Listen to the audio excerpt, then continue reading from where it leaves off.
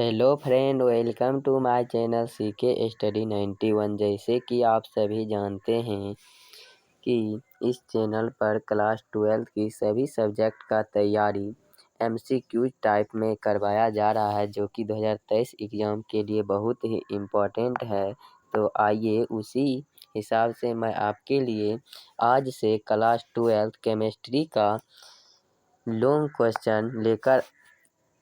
Question का series को लेकर आए हैं, जो कि आपके एग्ज़ाम में बहुत ही इम्पोर्टेंट साबित होगा और यहीं से आपके एग्ज़ाम में क्वेश्चन आएंगे। तो क्लास 12 केमिस्ट्री का और केमिस्ट्री का 15+ MBBI लॉन्ग क्वेश्चन मैं जो आपको दूंगा, उसी में से इस बार 2023 एग्ज़ाम में सभी लॉन्ग क्वेश्चन आएंगे और आप वहां पर बनाएंगे। तो आशा करता हूं कि यह वीडियो आपको अच्छा लगेगा और आप इस पर दुलार प्यार अच्छा दीजिएगा रिस्पॉन्स। तो मैं अगले वीडियो बहुत जल्द अपलोड करूंगा। यदि आप कमेंट करते हैं तो मैं पर डे एक वीडियो को कराऊंगा और आपको अपलोड करते रहूंगा। तो आप देखते रहेंगे तो 15 दिन में आपको 15 वीडियो करा देंगे। यदि आप कमेंट नहीं करते हैं तो जब मुझे टाइम मिलेगा और जब मुझे लगेगा कि बच्चा का क्या रिस्पॉन्स है नहीं है, तो उसके हिसाब से बनाऊंगा। तो चलिए आज का क्वेश्चन फर्स्ट जो है, जो कि बहुत ही इम्पोर्टेंट है 2023 एग्ज़ाम की दृष्टि से।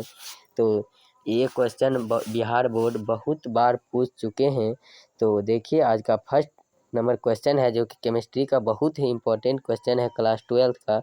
तो देखिए कहता है, आयोडीन की मुख्य स्रोत क्या है? जो आप घर में नमक खाते हैं उसका मतलब आयोडीन का मुख्य स्रोत क्या है? इसे समुद्री घास से कैसे प्राप्त किया जाता है? ऐसे तो इनका स्रोत होता है 3। कौन कौन? समुद्री घास, कैलीस तथा प्राकृतिक ब्राइन। लेकिन उसमें से समुद्री घास के बारे में ही बिहार बोर्ड पूछती है बार बार क्वेश्चन, तो आपको समुद्री घास ही याद रखना है। तो चलिए देखते हैं। तो आयोडीन की मुख्य स्रोत क्या है? इससे समुद्री घास से कैसे प्राप्त किया जाता है? तो इससे मतलब नमक को समुद्री घास से कैसे प्राप्त किया जाता है, तो इसे देखते हैं कि कैसे प्राप्त किया जाता है। तो चलिए इसको देखते हैं। तो कहता है इसका आंसर है सक्रिय तत्व होने के कारण आयोडीन प्राकृतिक में मुक्त अवस्था में पाया जाता है। कैसा तत्व? आयोडीन कैसा तत्व है? सक्रिय तत्व होने के कारण यह प्राकृतिक पर मुक्त अवस्था में पाया जाता है। क्या अवस्था में पाया जाता है? तो मुक्त अवस्था में पाया जाता है। इसके प्राकृतिक स्रोत निम्नलिखित हैं। तो इसके प्राकृतिक स्रोत क्या क्या हैं, आपको ऑब्जेक्टिव में पूछा जा सकता है। निम्नलिखित में कौन आयोडीन का प्राकृतिक स्रोत है? तो ये 3 आपको दे दिया जाएगा और इनमें से सभी दे दिया जाएगा 4 नंबर ऑप्शन में, तो आप सभी मारेंगे। तो चलिए देखते हैं इनका 3 प्रकार कौन कौन से हैं। तो फर्स्ट है समुद्री घास, जिससे आपको आयोडीन को प्राप्त करना है, तो उसे देखते हैं। दूसरा नंबर है कैलीस, तीसरा नंबर है प्राकृतिक ब्राइन। जिस तरह मैं इसमें लिखा हूँ, यदि आप उस तरह उसमें एग्जाम में हॉल में यदि लिख देते हैं तो आपको फुल मार्क्स मिलेंगे। तो चलिए अब हम समुद्री घास से नमक कैसे प्राप्त किया जाता है, अर्थात आयोडीन कैसे प्राप्त किया जाता है, तो देखते हैं। कंसंट्रेट होकर आप देखिए और ध्यान से, और इस क्वेश्चन को आप कॉपी में नोट डाउन अवश्य ही करें, क्योंकि आज से सीरीज चालू हुआ है।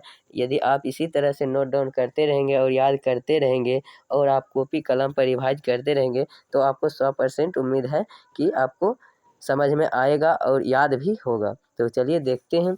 मैं अपने शब्दों में बहुत अच्छी तरह से लिखने का प्रयास किया हूँ, आपको समझ में आएगा। यदि आप इसका PDF लेना चाहते हैं तो वीडियो के डिस्क्रिप्शन में टेलीग्राम ग्रुप का लिंक है और व्हाट्सएप ग्रुप का भी, तो आप कहीं भी जुड़ सकते हैं, वहाँ से आप PDF डाउनलोड कर पाएंगे बिल्कुल फ्री में। तो चलिए आगे बढ़ते हैं, और वहाँ पर सभी वीडियो का नोटिफिकेशन भी मिलता है। तो आप नोटिफिकेशन यदि आपको यूट्यूब के माध्यम से नहीं जा रहा है तो व्हाट्सएप ग्रुप के माध्यम से चला जाएगा। तो चलिए देखते हैं। तो हमें समुद्री घास से आयोडीन कैसे प्राप्त करना है, तो देखते हैं। कहता है लैमिनेरिया, क्या लैमिनेरिया किस्म के समुद्री घास में आयोडीन होता है। आयोडीन उपस्थित होता है किस में? तो लैमिनेरिया किस्म के समुद्री घास में आयोडीन उपस्थित रहता है। किस किस्म के पौधे में आयोडीन उपस्थित रहता है? तो आप याद रखेंगे लैमिनेरिया किस्म के समुद्री घास में आयोडीन उपस्थित रहता है। समुद्री घास को अच्छी तरह से सुखाकर, समुद्री घास जो होता है लैमिनेरिया किस्म के समुद्री घास, उसे अच्छी तरह से आप सुखा लीजिए धूप में। फिर गहरे गड्ढे को आप कर लीजिए और उसमें गहरे गड्ढे में उसे जलाया जाता है। उसके बाद आप लैमिनेरिया किस्म के पौधे को अच्छी तरह से आप पहले सुखा लीजिए। उसके बाद एक गहरे गड्ढे खोद लीजिए, उसमें आप डालकर उसे अच्छी तरह से जलाया जाता है, यानी जला लीजिए। जलाने के बाद प्राप्त राख को केल्प कहा जाता है। जो जलने के बाद लैमिनेरिया किस्म के पौधा जो था, उसे जलाने के बाद जो राख प्राप्त होता है उसे क्या कहा जाता है? उसे केल्प कहा जाता है। उसे क्या कहा जाता है? उसे केल्प कहा जाता है। मैं आपको यह बताने के लिए नहीं बल्कि आपको याद कराने के लिए आया हूँ। तो आपका याद भी इसी वीडियो में होगा, तो आप शांतिपूर्वक धैर्य से वीडियो को देखें, आपको 100% सही समझ में आएगा। तो चलिए, क्या कहता है? लैमिनेरिया किस्म के घास को समुद्र में जो रहता है उसमें नमक क्या रहता है? उपस्थित रहता है। समुद्री घास को अच्छी तरह से सुखाकर एक गहरे गड्ढे खोद लेना है, उसमें जलाया जाता है। उससे जो राख बचता है उसे केल्प कहते हैं। उसे क्या कहते हैं? केल्प कहा जाता है। इस केल्प को जल में घुलाकर, इस केल्प जो राख बचा था उसको जल में घुलाकर विलयन बनाया जाता है, अर्थात उस केल्प को जलाकर घोल बनाया जाता है। उसे आंशिक रवाकरण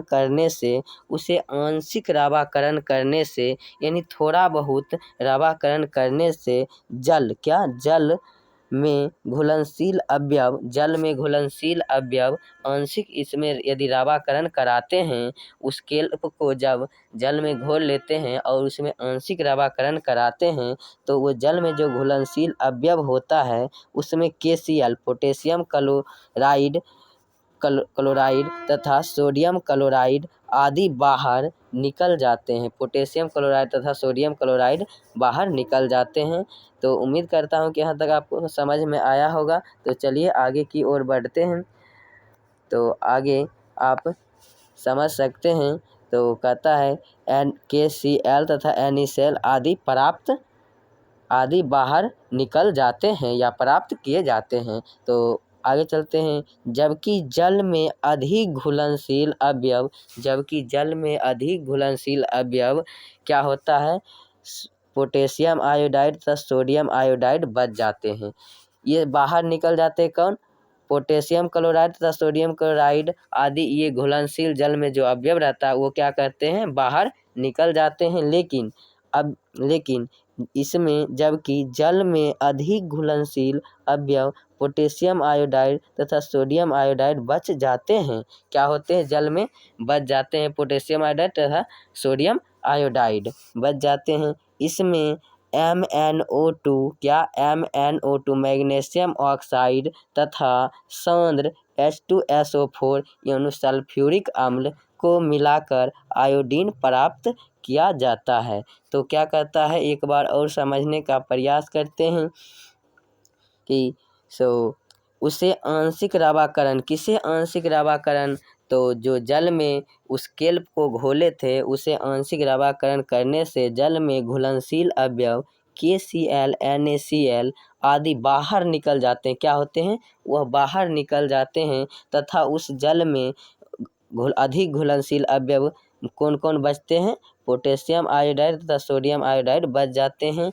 तब इसमें MnO2 मैग्नीशियम ऑक्साइड तथा सांद्र H2SO4 यानी सल्फ्यूरिक अम्ल को मिलाकर आयोडीन प्राप्त किया जाता है। यहाँ तक तो आप लिख लेंगे। उसके बाद यहाँ पर आपको 2 समीकरण लिखना होगा जो कि बहुत ही इम्पोर्टेंट है। यदि आप समीकरण नहीं लिखते हैं तो आपको 5 मार्क्स नहीं दिए जाएंगे बल्कि 4 मार्क्स 3 मार्क्स इस तरह से दिए जाएंगे, क्योंकि जो आप वहाँ पर लिखे हैं उसी के हिसाब से यहाँ पर आपको इक्वेशन देखेंगे अर्थात समीकरण देखेंगे।